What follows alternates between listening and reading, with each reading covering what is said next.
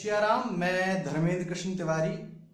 दोस्तों, भोपाल का जिक्र आते ही हमारे जहन में भोपाल गैस कांड की त्रासदी याद आती है। लेकिन सोमवार रात एक और ऐसी त्रासदी इस भोपाल ने देखी है जो भोपाल गैस त्रासदी के आसपास तो नहीं थी, लेकिन भोपाल गैस त्रासदी से कम नहीं थी। जी हाँ, यहाँ के कमला नेहरू अस्पताल जो हमीदिया अस्पताल के कैंपस में बना है, वहाँ के बच्चा वार्ड में आग लग गई। इस आग ने 12 बच्चों की जलकर मौत हो गई। हालांकि मध्य प्रदेश का शासन और अस्पताल का प्रशासन सिर्फ 4 मौतों को ही स्वीकार कर रहा था। बड़ी मुश्किल से उन्होंने 5वीं मौत स्वीकार की है, लेकिन यहाँ पर 12 मौतें हुई हैं, जिसकी गवाही अस्पताल के बाहर चीख चीख कर रो रहे बच्चों के परिजन दे रहे हैं। दोस्तों, इस घटना के बारे में हम चर्चा नहीं कर पा रहे हैं, लेकिन ये घटनाएं होती क्यों हैं, हम आज इस पर चर्चा कर रहे हैं। अस्पताल में आग क्यों लगी और क्यों लगती है? ये एक सामाजिक भ्रष्टाचार के कारण आग लगती है। मैं आपको घटना बता रहा हूं 2017 की। जुलाई 2017 में लखनऊ के किंग जॉर्ज मेडिकल कॉलेज के एक वार्ड में आग लगी थी। इस हादसे में कई लोगों की जान गई थी। ये बहुत बड़ा हादसा था। उस समय मैं झांसी के एक प्रतिष्ठित अखबार में काम करता था। हमारी टीम ने इस घटना से प्रेरणा लेकर एक अभियान चलाया। झांसी में जितने भी अस्पताल थे, वहां पर हम लोगों ने फायर सिक्योरिटी की जांच शुरू की कि वहां पर फायर सिक्योरिटी की व्यवस्था क्या है। क्योंकि जब किंग जॉर्ज मेडिकल कॉलेज में आग लगी थी, उस समय ये तथ्य निकल के सामने आया था कि वहां पर आग बुझाने के पर्याप्त संसाधन नहीं थे, अन्यथा इस दुर्घटना को रोका जा सकता था। हमने जब झांसी के अस्पतालों का रियलिटी चेक किया तो वहां पर किसी भी अस्पताल में आग बुझाने की पर्याप्त व्यवस्था नहीं मिली।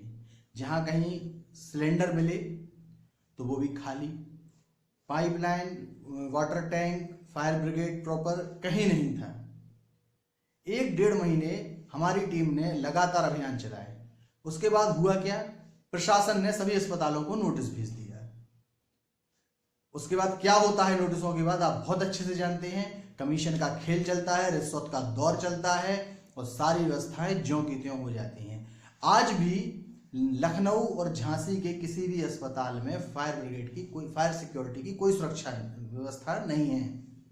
जब हमीदिया का ये हादसा हुआ तब भी यही तथ्य निकल के आया कि वहां पर फायर की सिक्योरिटी की कोई व्यवस्था नहीं थी। अगर वहां पर ये सिक्योरिटी की व्यवस्था होती तो भोपाल को इतने बड़े हादसे से 2-4 नहीं होना पड़ता। हाँ, हादसा होता, लेकिन उसको कंट्रोल कर लिया जाता तत्काल। लेकिन जो मूलभूत सुविधाएं थी, उनको उनकी खामियों के कारण, उनकी और जो व्यवस्थाएं बनाने वाले जिम्मेदार थे, उनकी लापरवाही के कारण ये हादसे हुए।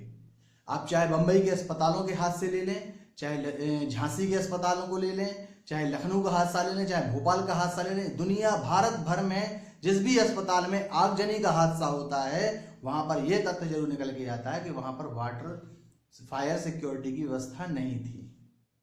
इसके लिए जिम्मेदार कौन है?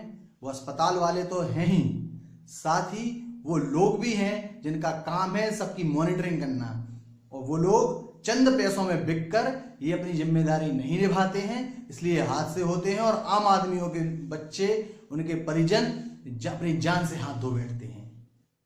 आप सबसे मेरा अनुरोध है कि अपनी सरकारों से सवाल पूछें कि आपके शहर में जो अस्पताल हैं उनमें सिक्योरिटी है या नहीं है।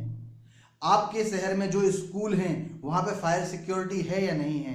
आपके शहर में जो भी बाजार हैं वहां ये सब है या नहीं है। आपको पता हो कि जो भी मार्केट बनता है, जो भी बाजार बनता है, वहां पर पार्किंग की व्यवस्था दी जानी चाहिए। लेकिन होता क्या है, पार्किंग के लिए जो अंडरग्राउंड जगह बनाई जाती है उसको गोदाम बना दिए जाते हैं। आपके शहर की किसी भी बिल्डिंग में अगर फायर सिक्योरिटी की प्रॉपर सुरक्षा हो तो उस बिल्डिंग को आदर्श मानना, लेकिन ऐसा नहीं होता, क्योंकि जो जिम्मेदार, जिनकी अधिकारियों की जिम्मेदारी होती है, वो पैसे खाकर अपना मुंह बंद कर लेते हैं और भुगतती जनता है।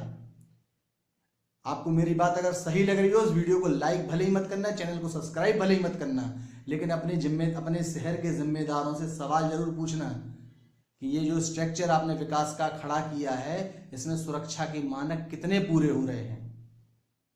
ये मैं सवाल मैं आपसे पूछने के लिए इसलिए नहीं कह रहा हूं कि भोपाल में एक हादसा हो गया है। ये सवाल पूछने का अनुरोध मैं आपसे इसलिए कर रहा हूं ताकि रीवा में कोई हादसा ना हो, ताकि छतरपुर में कोई हादसा ना हो, ताकि झांसी, ललितपुर, कानपुर कहीं कोई हादसा ना हो। तो जागरूक बनिए, अपनी सत्ता से, अपने प्रशासन से सवाल कीजिए, तभी हम अपने आप को, अपने परिवार को और अपने समाज को सुरक्षित रख पाएंगे। जय श्री राम।